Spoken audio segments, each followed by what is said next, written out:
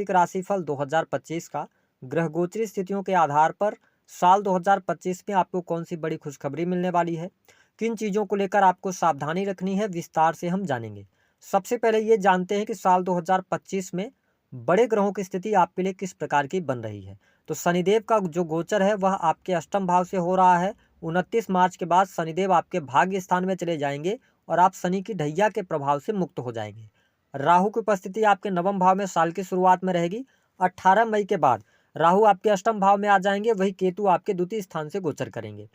देवगुरु बृहस्पति का जो ट्रांजिट है इस वर्ष में 3 बार हो रहा है। 14 मई 2025 तक तो ये वृषभ राशि में रहेंगे, फिर 14 मई से लेकर 19 अक्टूबर तक ये मिथुन राशि में आपके 12वें भाव से गोचर करेंगे। फिर अगर देखा जाए तो 20 अक्टूबर से लेकर और 4 दिसंबर तक आपके लगन से गोचर करेंगे, फिर 4 दिसंबर के बाद पुनः वक्री होकर और मिथुन राशि में आ जाएंगे। अगर हम बात करें मंगल की तो 21 जनवरी तक आपके लगन से ही गोचर करेंगे, उसके बाद ये पुनः वक्री होंगे और मिथुन राशि में आ जाएंगे, जहां से 2 अप्रैल तक ये गोचर करने वाले हैं। हम बात कर लेते हैं कि यह वर्ष स्वास्थ्य के दृष्टिकोण से आपके लिए कैसा रहेगा। देखिए, आपके राशि के जो स्वामी बनते हैं कौन बनते हैं? चंद्रमा।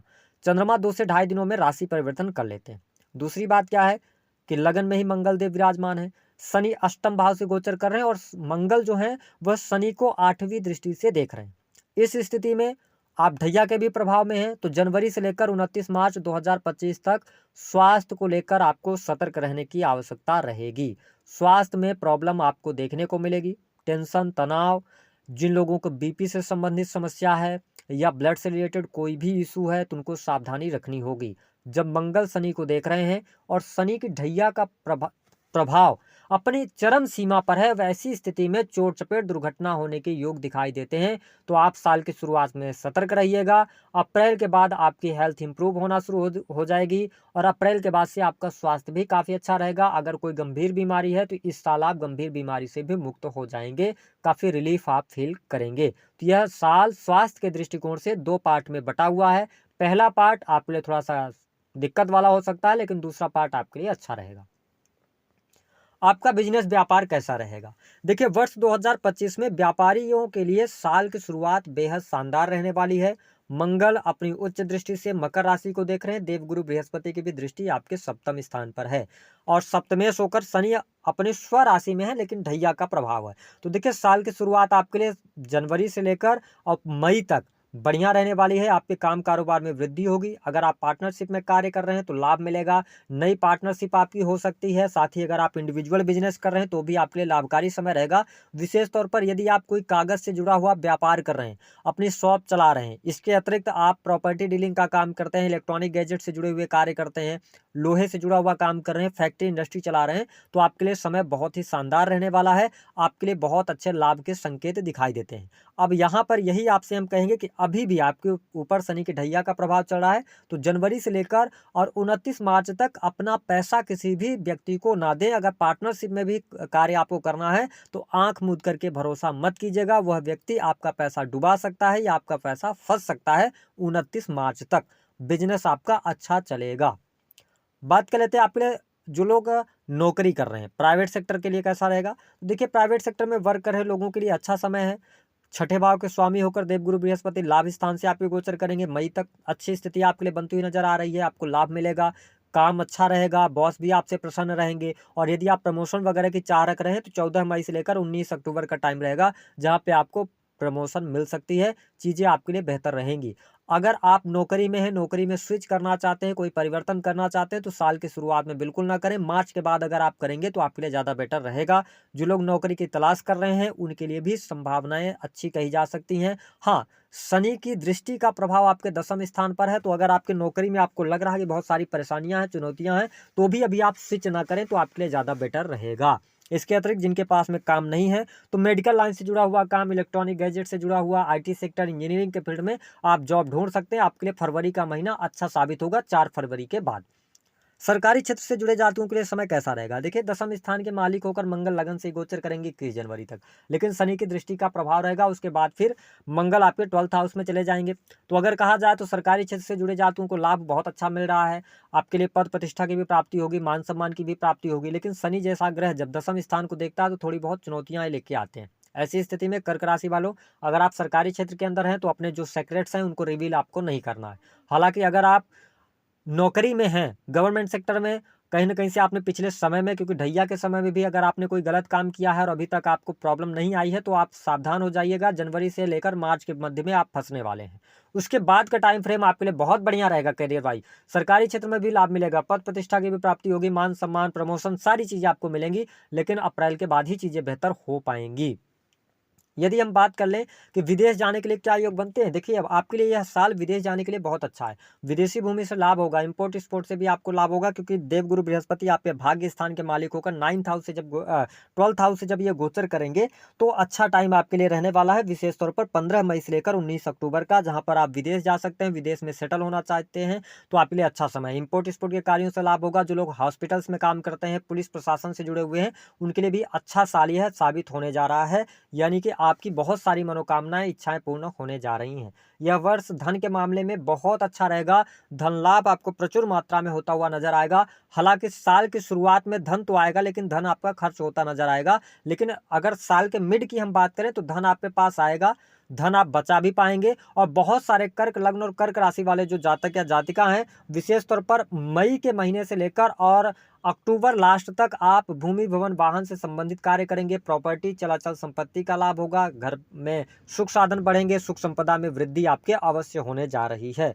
जिन लोगों के जीवन में विवाह से संबंधित बात नहीं बन पा रही थी, तो आपके लिए जनवरी से लेकर और मई 2025 तक का टाइम फ्रेम बहुत बढ़िया है। 15 मई तक आप वैवाहिक बंधन में बंध सकते हैं, यदि आप अविवाहित हैं तो। साथ ही अगर मैरिटल लाइफ की बात किया जाए, तो देखिए वैवाहिक जीवन के लिहाज से देवगुरु बृहस्पति की जब तक दृष्टि है आपके 7वें स्थान पर, हालांकि नीच की दृष्टि डाल रहे हैं, लेकिन चीजें आपके लिए बेहतर रहने वाली हैं। साल की शुरुआत में जनवरी का महीना थोड़ा सा उतार चढ़ाव देगा जरूर आपके वैवाहिक जीवन में। जीवन साथी की हेल्थ पर इशू आ सकते हैं, या जीवन साथी के साथ में मिसअंडरस्टैंडिंग बढ़ सकती है, लेकिन फरवरी से लेकर और जो अब मई तक का टाइम है, ये बहुत बढ़िया रहेगा वैवाहिक जीवन के लिहाज से। उसके बाद देखा जाए तो भी परिस्थितियां आपके लिए बढ़िया रहेंगी, लेकिन राहु तब तक, मई से राहु आपके अष्टम भाव में आ जाएंगे, तो ससुराल पक्ष के हस्तक्षेप के कारण मैरिटल लाइफ में थोड़ी सी प्रॉब्लम हो सकती है, जीवन साथी के वाणी के कारण प्रॉब्लम हो सकती है। लेकिन अगर आपकी दशाएं खराब नहीं चल रही होंगी, तो इस वर्ष में आपके डाइवोर्स वगैरह के योग नहीं बनते हैं। चीजें आपके लिए मैनेज आप कर ले जाएंगे, अच्छी रहेंगी, कोई प्रॉब्लम नहीं रहेगी। उसके बाद फिर देखिए, अगर जिन लोगों के विवाह अभी नहीं हो पा रहे हैं,